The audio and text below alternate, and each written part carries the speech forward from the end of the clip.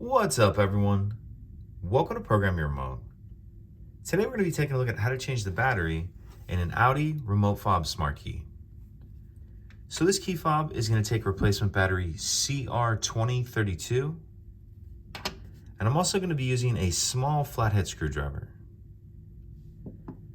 The first thing we need to do is remove the emergency key that's in the bottom of the key fob. That's done by pressing this button on the back, and then the key will slide out like that. You can just set that key to the side. Now, if we hold the fob with the buttons facing down like this, and we take our screwdriver, we're going to go in the slot that key fob just came out of.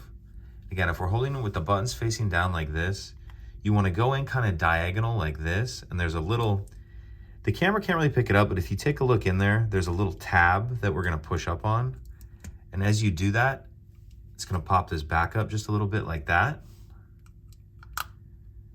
And this tab right here is actually what we were pushing up on in there.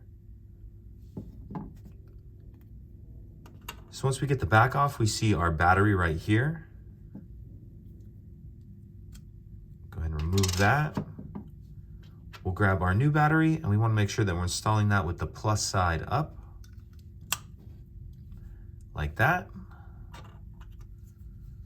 Take our fob, and we want to start this end in first.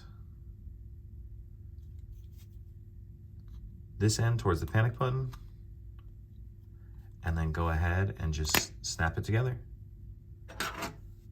Put our emergency key back in, and that's it. If you have any questions, please let me know.